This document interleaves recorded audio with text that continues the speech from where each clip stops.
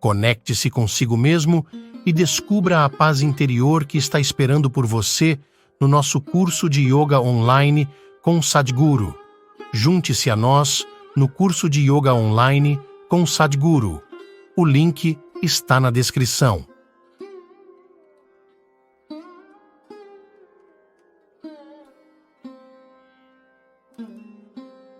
A coisa mais simples que no momento é moda no mundo é: se você vier ao nosso ashram, todas as pessoas lá que são imensamente ativas fisicamente comem às 10 horas da manhã e às 7 horas da noite, 2 refeições.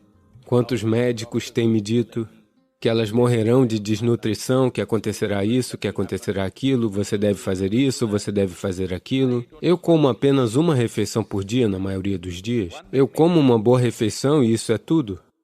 E os médicos me dizem: não, Sadhguru, a maneira como você está viajando, vai acontecer isso, vai acontecer aquilo. Você precisa comer pelo menos uma vez a cada 4 horas, alguma coisa você precisa comer. Eu digo: me deixe em paz, eu estou indo bem.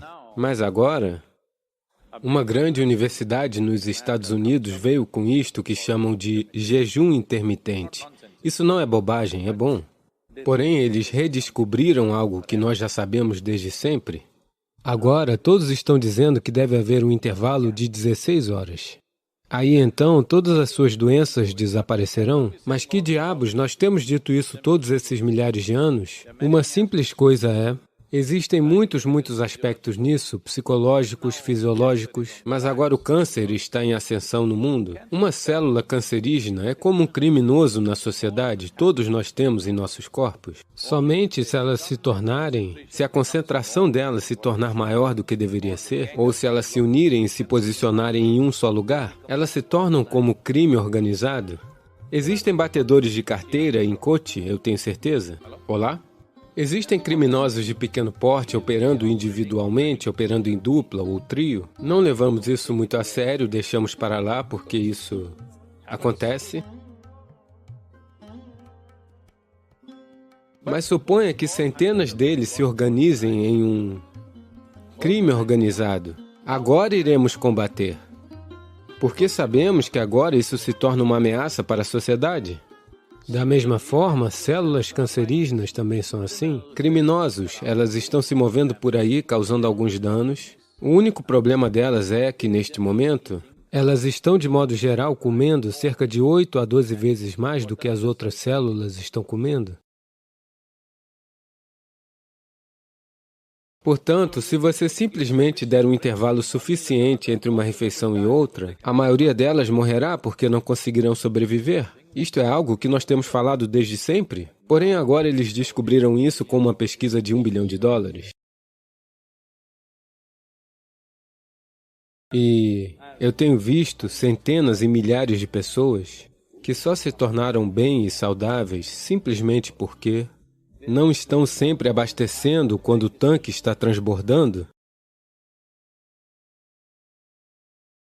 No Yoga Center, o tempo todo as pessoas estão fisicamente ativas.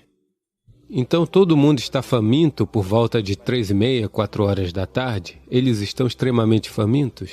Mas nós aprendemos a viver com isso. Porque estômago vazio e fome são duas coisas distintas. A fome significa que seus níveis de energia começam a cair. Porém, estômago vazio é algo bom. Nas ciências iógicas, hoje a ciência moderna também está se alinhando com isso. Mas o que nós sabemos por experiência própria, você gastará $1 bilhão para chegar lá. Porque a pesquisa é tudo sobre quantos milhões de dólares, é assim que é. O seu corpo e o seu cérebro funcionam no seu melhor somente quando o seu estômago está vazio. Portanto, nós sempre nos certificamos de comermos de tal maneira. Sempre que comermos, o nosso estômago deve sempre esvaziar-se dentro de 2 a 2h30, no máximo. Portanto, nós vamos para a cama com fome, sempre. As pessoas acham que elas não conseguem dormir. Elas conseguem dormir. Em média, durante 25 anos, em média, eu só dormia cerca de 2h30 a 3 horas. Hoje em dia, eu estou ficando um pouco preguiçoso e dormindo algo entre 3h30 a 4h30, apesar do volume de viagens que eu tenho. Quando eu falo em volumes de viagens, se eu disser meu volume de viagem nos próximos dias, você cairá da cadeira. Sim, Devo dizer a você? Não, não é necessário. Porque nos próximos 10 dias eu vou estar em 5 países diferentes, fazendo não sei quantos eventos, todos os tipos de eventos. Portanto, você é capaz de manter isto de pé simplesmente porque você não come demais? Isso é muito, muito importante.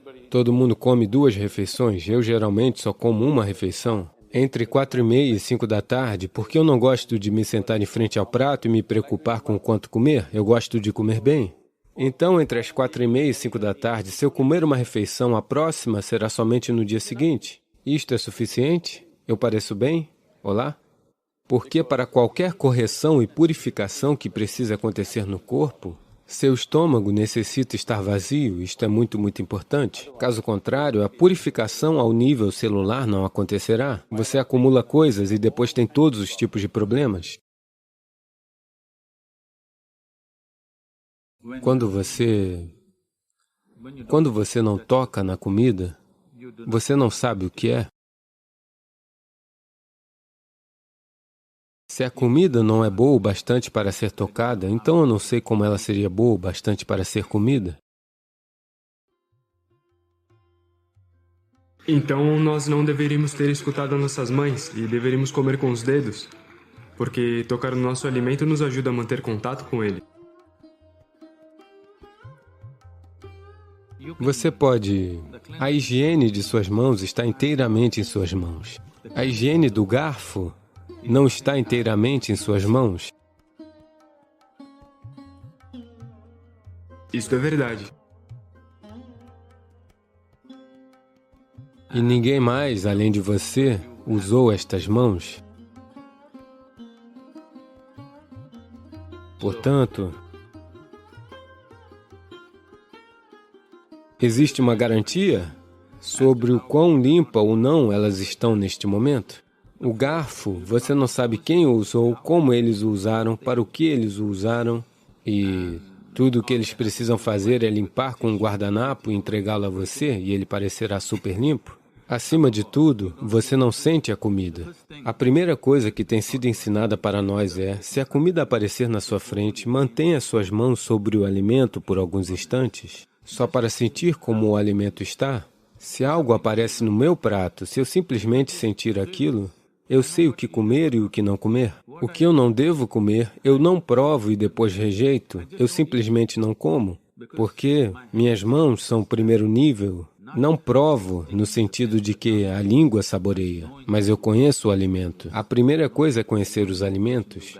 Você quer conhecer uma pessoa, você vai dar um aperto de mãos? Eu normalmente evito isto, mas... Essa é uma boa estratégia. Mas a comida que irá se tornar uma parte de você, a primeira coisa são suas mãos, mesmo que você não a toque fisicamente, apenas estando consciente e estando ali, isso claramente lhe diz como o alimento vai se comportar dentro de você. Se este alimento em particular, neste dia em particular, se ele deve entrar em você ou não. Porque o seu corpo não é a mesma coisa todos os dias. A cada dia, a cada momento, ele é diferente. Se você sentir a comida, você simplesmente sabe se este alimento deve ir para dentro de você neste dia ou não. Se esse tanto de consciência for trazida, nós não temos que ir e dizer às pessoas o que elas devem comer. A cada refeição, elas devem decidir o que elas devem comer naquela refeição. Não existe uma prescrição que diga isto é o que você deve comer durante toda a sua vida. Isso faria se sentir muito claustrofóbico, eu só posso comer isso. Sua seleção de alimentos e consumo de alimentos também deve acontecer conscientemente. Mais do que o que você come, como você come é também igualmente importante. Quando eu digo como você come, estas são todas substâncias vivas. Cada uma delas tem uma vida própria, quer seja uma planta, um animal, um vegetal. Cada uma delas teve uma vida própria. Agora, de certa maneira, você está fazendo disso o seu alimento. Você os deve consumir com o máximo de gratidão. Se você se aproximar com um certo senso de gratidão e reverência para com o alimento que você come, quando eu digo reverência, isso pode soar demasiado para você, mas eu lhe pergunto, digamos que o coloquemos em um quarto e você não teve nada para comer por 5 dias. Se Deus aparecer na sua frente, o que você lhe pedirá? Comida? Portanto, isso é o quão importante ela é. Você deve compreender que a comida em seu prato não é apenas uma substância, não é um material, não é uma mercadoria, ela é vida. É o material que faz a vida para você. Portanto, você deve tratá-la como tal. Neste momento, quando está no prato, quando está lá longe, ela não tem valor. Mas no momento em que você a consome e ela se torna a sua carne e o seu sangue, agora de repente ela é de enorme valor. Por que nós vivemos assim? É muito importante que quando ela chega no seu próprio prato, você deve tratá-la como uma parte de si mesmo. Com grande reverência você deve consumir. A simples maneira pela qual você consome, se você mudar isso, a comida se comportará muito diferentemente dentro de você. Isso é o que consciência significa. Se as pessoas dizem, sua consciência não tem impacto em sua vida, somente as estruturas químicas têm impacto, eu sinto muito por elas, porque não é assim que a vida funciona. A consciência humana tem um íntimo e profundo impacto em tudo que nós tocamos, especialmente a comida com a qual fazemos de uma outra vida uma parte de nós mesmos. Quando nós estamos fazendo um ato destes, é muito importante que nós tratemos isso com a máxima gratidão e reverência. Quero lhe dizer que não existe tal coisa como bom hábito e mau hábito. Hábito significa que você está funcionando inconscientemente. Se você está funcionando inconscientemente, isso é uma coisa ruim, porque a coisa toda sobre ser humano é que nós somos capazes de fazer coisas conscientemente. Essa é a beleza de ser um humano, que nós podemos fazer todas as coisas conscientemente. O que um animal faz inconscientemente, nós podemos fazer a mesma coisa conscientemente. Podemos comer inconscientemente ou podemos comer conscientemente. Podemos respirar inconscientemente ou podemos respirar conscientemente. Cada coisa que podemos fazer conscientemente. No momento em que fazemos algo conscientemente, de repente aquele ser humano parece muito refinado e maravilhoso. Somente porque alguém caminha e fala conscientemente, ele não se torna um ser humano belo? Sim ou não? Isso é tudo. Então, por que estamos tentando desenvolver hábitos como se isso fosse uma coisa boa? Hábitos significam realidades fixas, onde você não tem que pensar. Você se levanta pela manhã e aquilo vai acontecer com você. Não tente automatizar sua vida. Isso não é eficiência, essa é a eficiência da máquina. Este aqui, supostamente, deve funcionar de forma inteligente e consciente. Ninguém está esperando que funcione como uma máquina. Portanto, sobre alimentos e tal, os alimentos devem ser adequados para o corpo para o qual comemos. Ele é para o corpo. Este é o material de construção para este corpo, a comida que você está comendo. Qual é o alimento apropriado? Infelizmente, está tudo bagunçado neste momento. Tradicionalmente, nós comíamos muito sensatamente neste país, mas estes milhares de anos de invasões trouxeram outros tipos de culturas alimentares e hoje a dieta nacional é pizza ou pasta. Qual é? Qual delas? Eu não sei, ambas estão competindo. Portanto, nós estamos perdendo nosso bom senso sobre a comida. Definitivamente é hora de buscar qual é a coisa mais adequada. Se eu falar sobre essa comida, é um processo muito longo, mas você deve fazer experiência com o alimento. Não somente através da língua, mas através do corpo. Você come algo hoje e vê, apenas aprenda a observar o quão ágil e o quão ativo o seu corpo se sente após comer este alimento. Se ele se sente como se quisesse ir para o túmulo, este não é um bom alimento. Se ele se sente como se quisesse estar ativo após comer aquilo, exceto o café, porque é um estimulante. Se você come um alimento e seu corpo se sente muito ágil e vivo, isso significa que é um bom alimento, o corpo está gostando dele. Se você come algo e ele se sente entorpecido, isso significa que ele não está gostando. Ele está tendo dificuldades com ele, esta é a razão pela qual ele se sente entorpecido. Portanto, apenas com base nisso, existe um tanto, quero dizer, esta é uma maneira muito simplista de colocar as coisas. Um homem de 92 anos foi ao médico para um check-up completo. O médico o examinou e disse: "Ei, garoto, para a sua idade, você está indo muito bem, está tudo ótimo com você." Mas o homem perguntou: "Mas, doutor, e em relação à minha vida sexual?" Então, o médico perguntou: "Pensando sobre ela ou sonhando com ela?"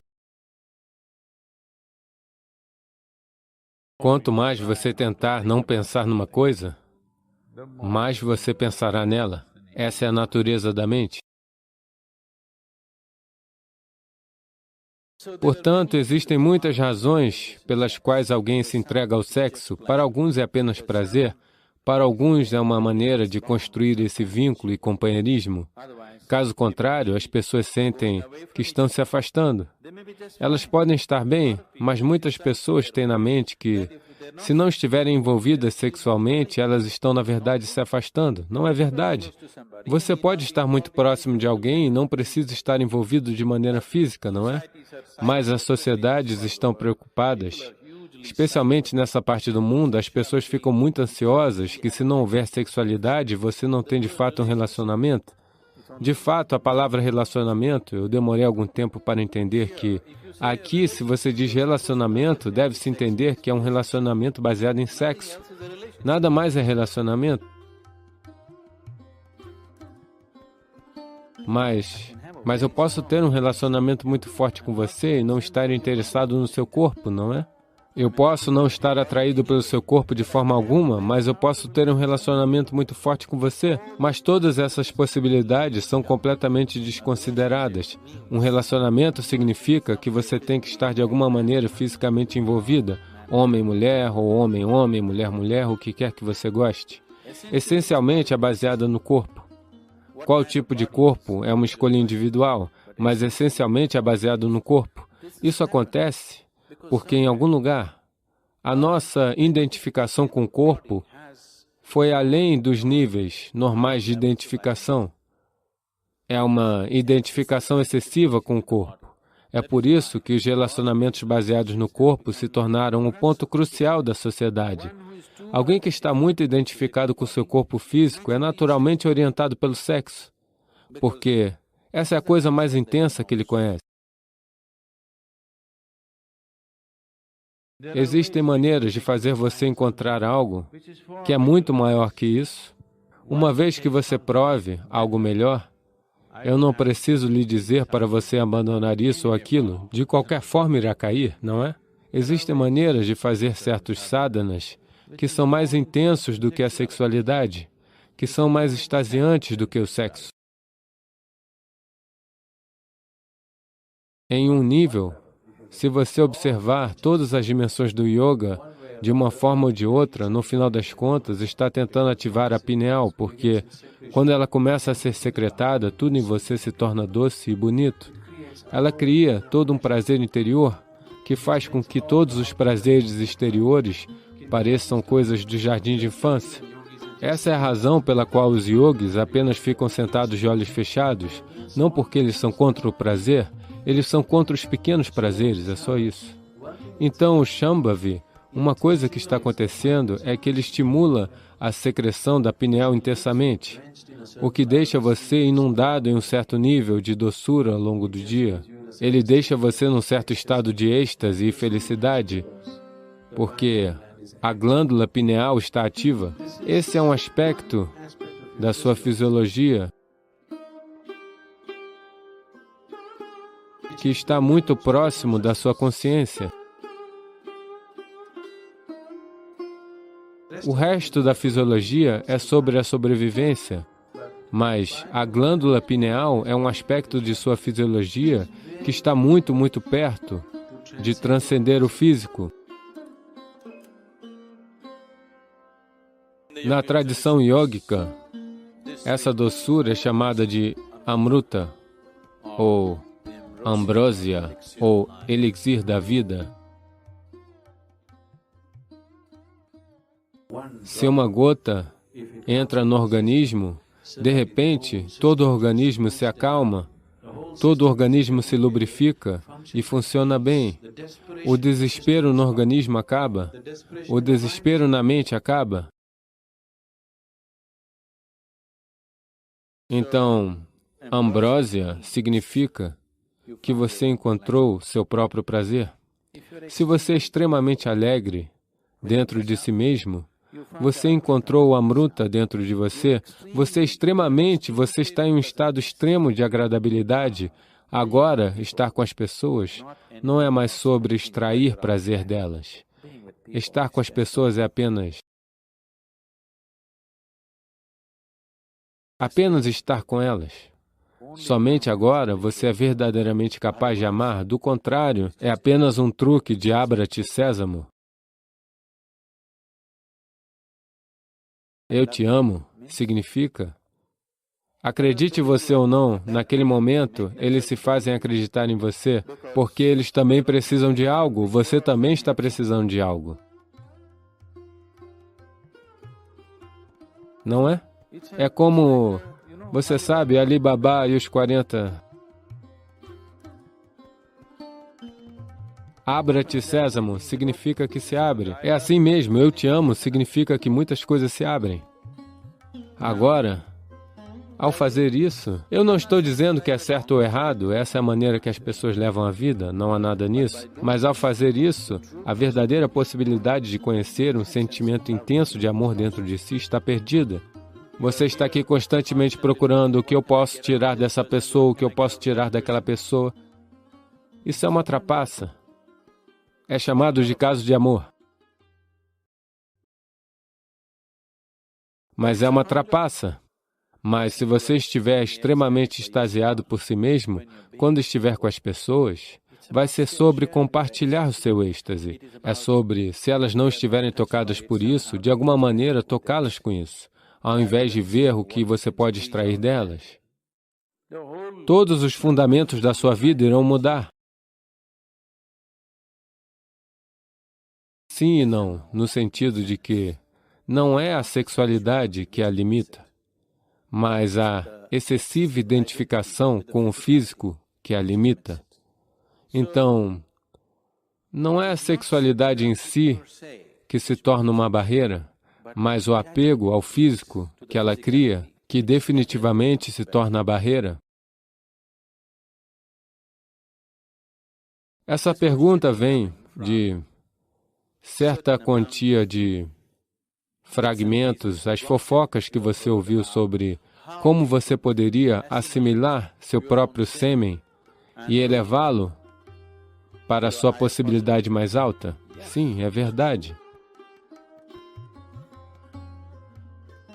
Ao mesmo tempo, não é por causa da abstinência que alguém consegue isso, é por internalizar suas energias que você consegue isso. Não é simplesmente que alguém está se abstendo de sexo e, de repente, suas energias estão todas organizadas e estão se elevando. Isso não é verdade. Se as suas energias se organizam e começam a se elevar, a necessidade da sexualidade pode evaporar para você, mas isso não o deixa incapaz. Isso não deixa você impotente, mas a necessidade desaparece. Não é mais uma coisa compulsiva. E não é apenas isso. Toda a compulsão desaparece. Essencialmente, a maior parte da sexualidade que está acontecendo no planeta está acontecendo por causa de uma certa compulsividade, não é? É um impulso compulsivo. Quando você se torna consciente, quando toda a compulsão desaparece, isso também desaparece. Isso é porque as pessoas são tão orientadas pelo corpo, elas estão sempre pensando em espiritualidade versus sexualidade. Elas não estão conectadas. Elas não estão conectadas. Uma é do corpo, a outra é de uma dimensão diferente. É simplesmente porque as pessoas são tão... Porque as religiões do mundo, as escolas morais e as escolas éticas sempre se expressaram contra isso. Isso se tornou um problema tão grande na mente das pessoas.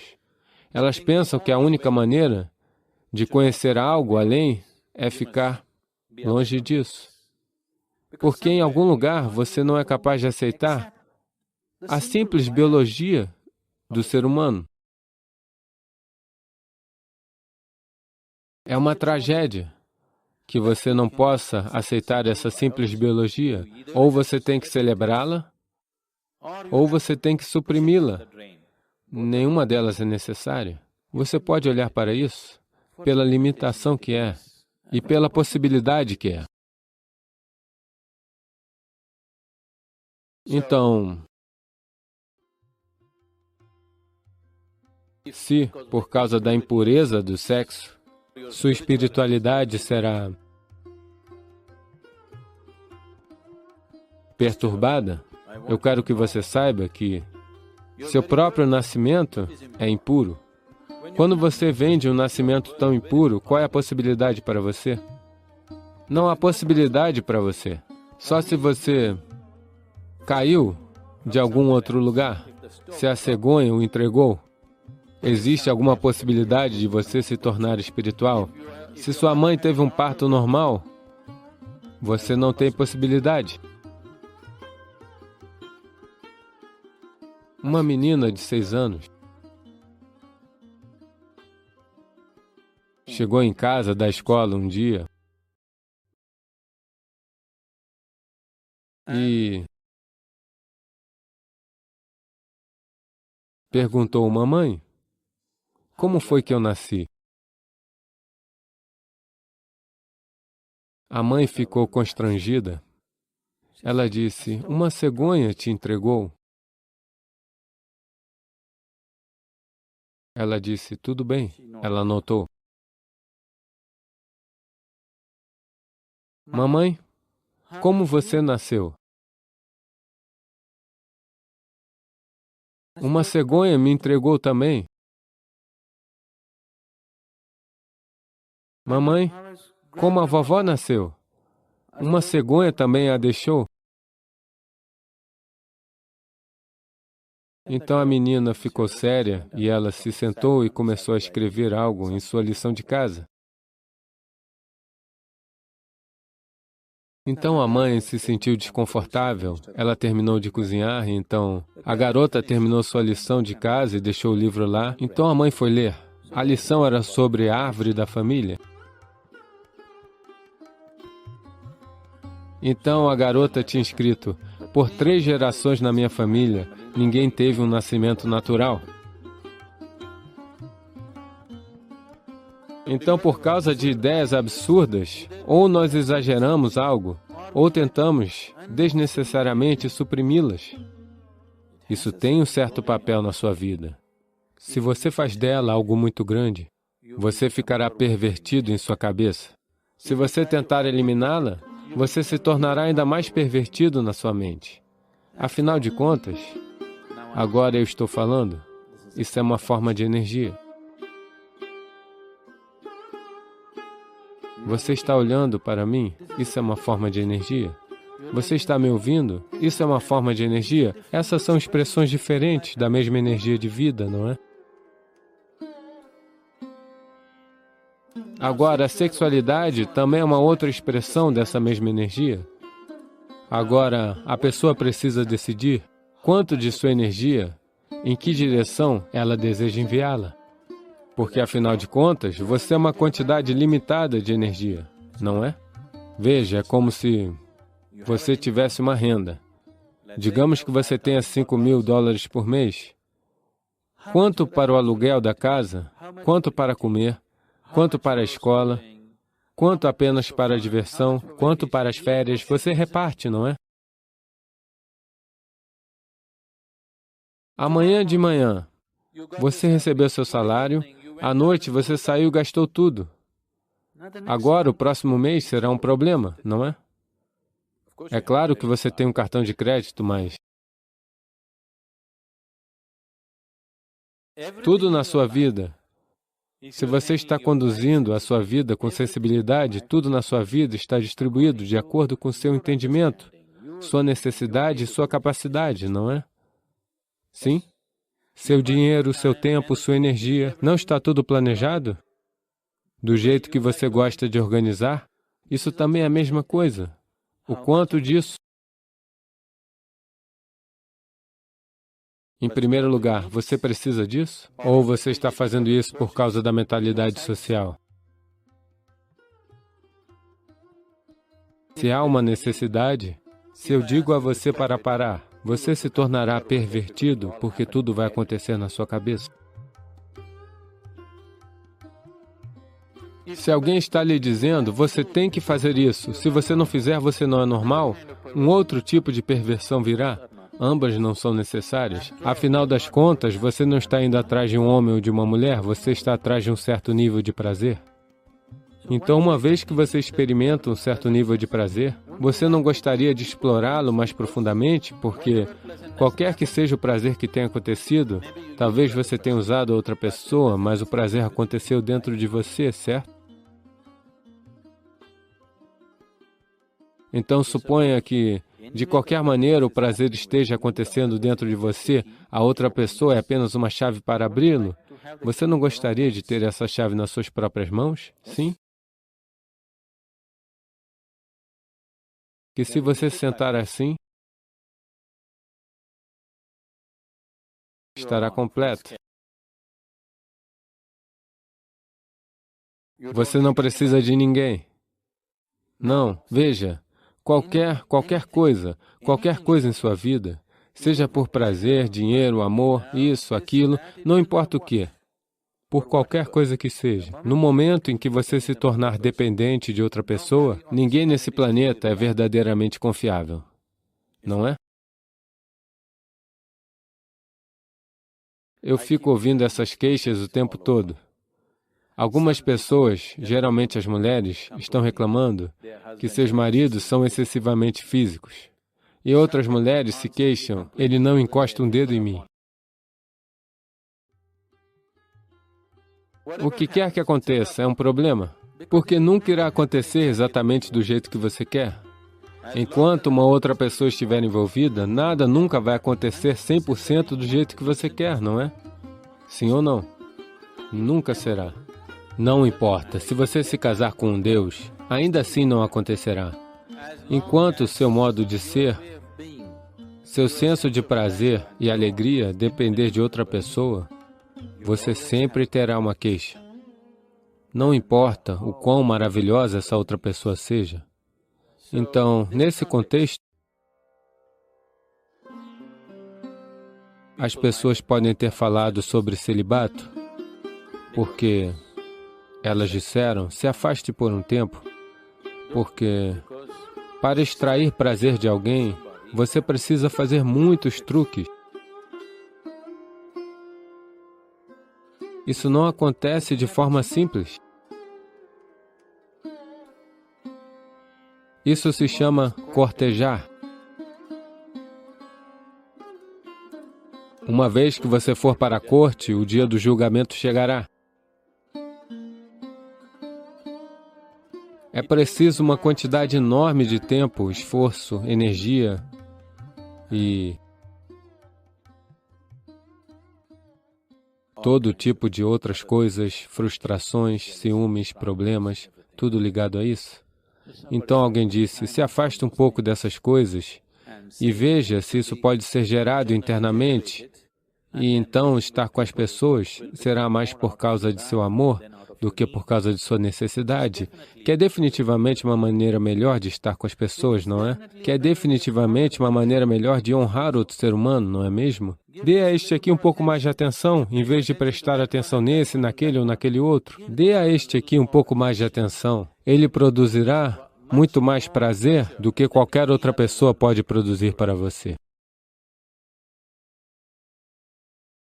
Ser brincalhão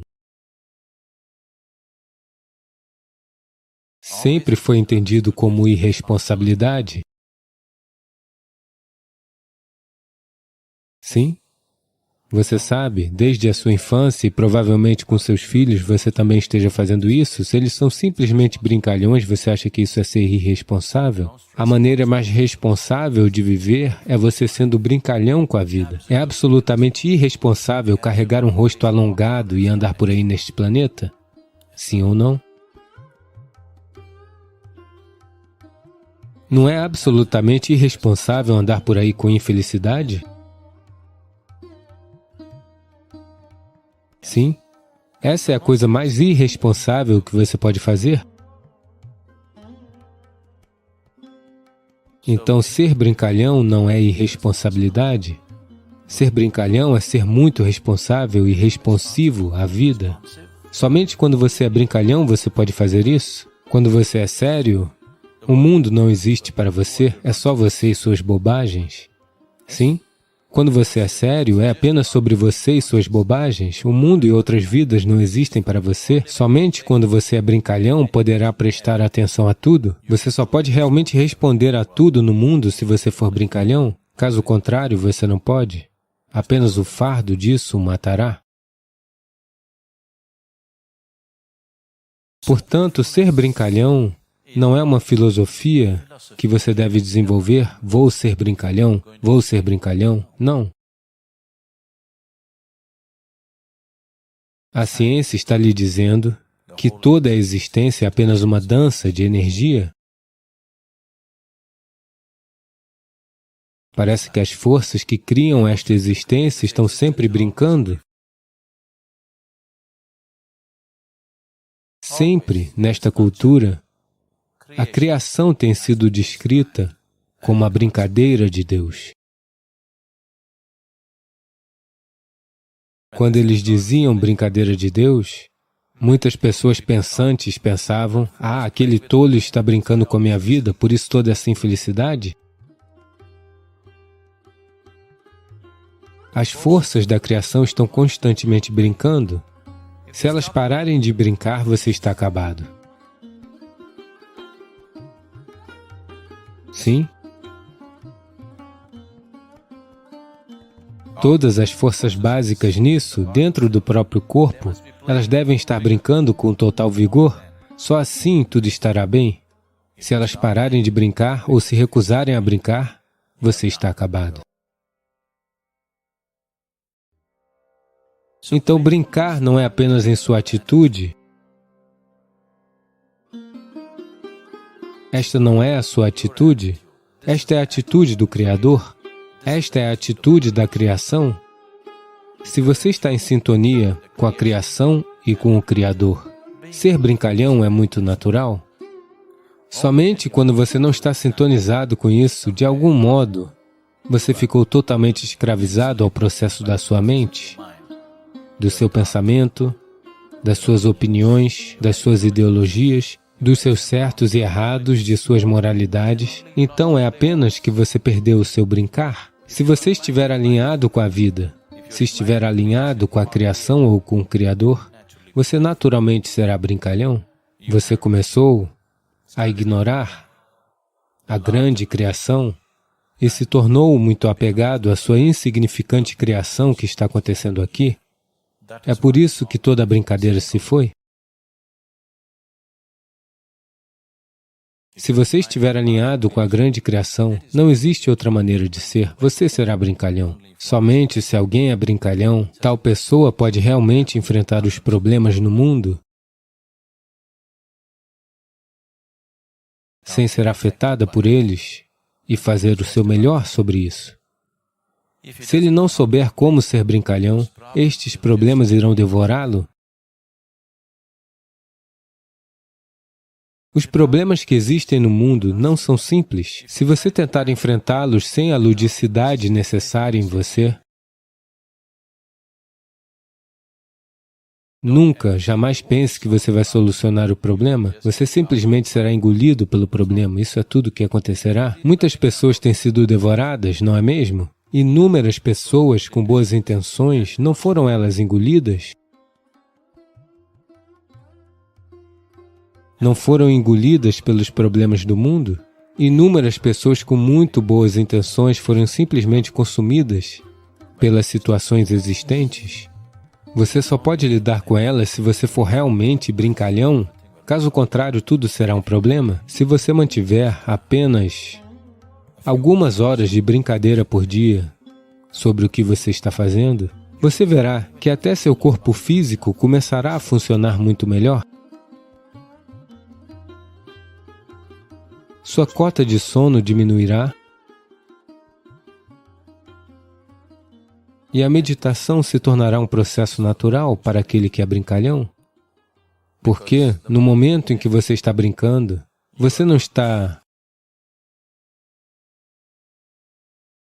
emaranhado com as coisas que você está fazendo. Uma vez que você não está emaranhado com isso, você não está acumulando karma, você está fazendo yoga.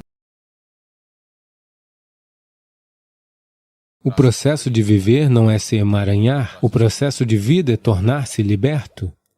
Portanto, você não está mais fazendo karma, você está fazendo yoga com a atividade que você desempenhar. Uma vez que você faz yoga durante o dia, definitivamente tudo deve melhorar, não é? Para um iniciante que ainda não está realizado, a atividade é necessária. E se você não faz da atividade uma brincadeira, a atividade é a morte, sempre. Não importa qual seja o tipo de atividade. Existem diferentes maneiras de atravessar uma situação, sabe? O Mahabharata é uma tremenda declaração disso, de como diferentes seres humanos atravessam as mesmas situações. Quase tudo que Krishna está atravessando, em menor escala, as pessoas ao seu redor estão atravessando. Como elas atravessam isso e como ele atravessa isso, como diferentes tipos de pessoas atravessam isso, as mesmas situações. O Mahabharata é um documento tremendo sobre isso, de como diferentes tipos de pessoas de diferentes níveis de consciência existem e atravessam as mesmas situações. Quando existe algum problema, você está em viagem ao exterior ou você está no escritório, alguns problemas surgem. Se houver 10 pessoas, como essas 10 diferentes pessoas experienciam esse pequeno problema que surgiu? Uma pessoa vai arrancar os cabelos e surtar, outra pessoa irá partir para cima de alguém, outra pessoa bate na própria cabeça, outra pessoa está procurando o que ela pode fazer. Você vê essas coisas acontecerem? A mesma situação? Então, fundamentalmente, é isso que o Mahabharata é. Que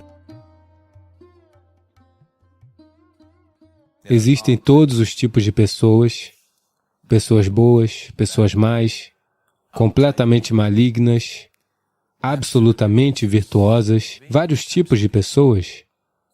Se você olhar para isso, todo tipo de ser humano que você pode encontrar em qualquer sociedade, elas estão todas lá no Mahabharata, toda uma gama de pessoas, gananciosas, absolutamente egoístas, medrosas, corajosas, valentes, guerreiros, covardes, todos os tipos estão lá.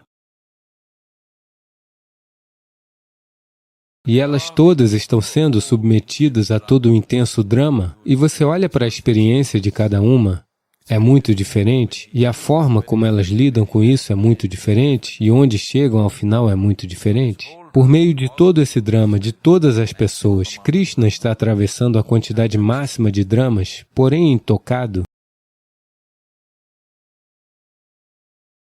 porque ele disse: Yogastaha kuru karmani, ou seja, primeiro estabeleça-se no yoga e depois haja. Se você age sem se estabelecer no yoga,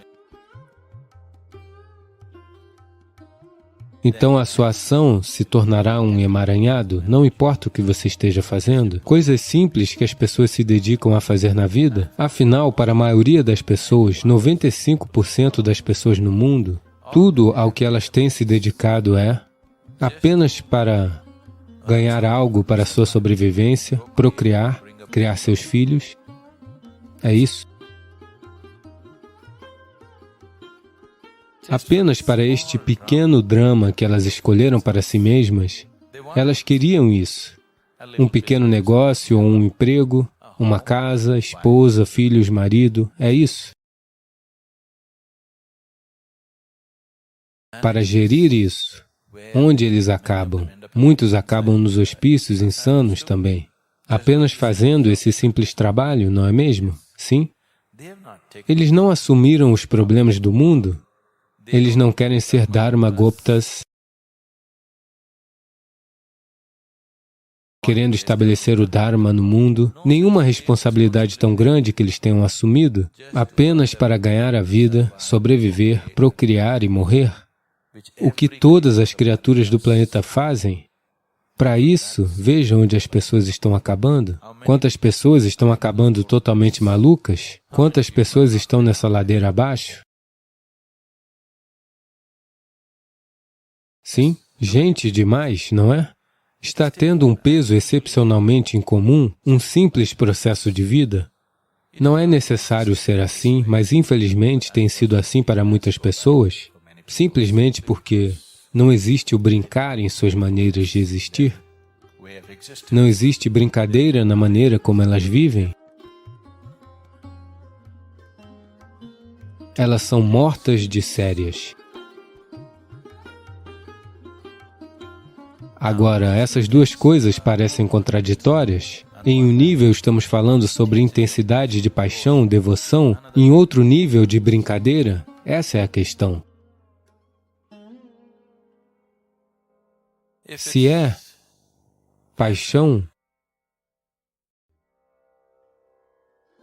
você deve incendiar com isso. Se você é indiferente, você não saberá o que isso é. Isso apenas o tortura, você não terá o benefício, você não saberá o benefício disso. Você realmente tem que incendiar. Senão, de forma alguma você saberá o que é. Se você quer trilhar o caminho da devoção e você também quer salvar a si mesmo, isso não funciona. A ideia de devoção, a ideia de escolher o caminho da paixão, é que você quer incendiar tudo o que você é, para que apenas aquilo pelo qual você está apaixonado ou é devoto exista dentro de você. O que você chama de eu mesmo é incendiado no simples processo.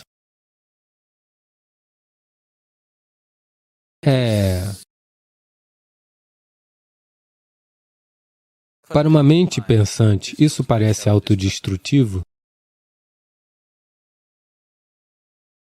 mas, ao menos que você esteja disposto a incendiar o limitado, outra possibilidade nunca surgirá dentro de você. Se realmente uma outra possibilidade tiver que lhe tocar, você realmente tem que incendiar.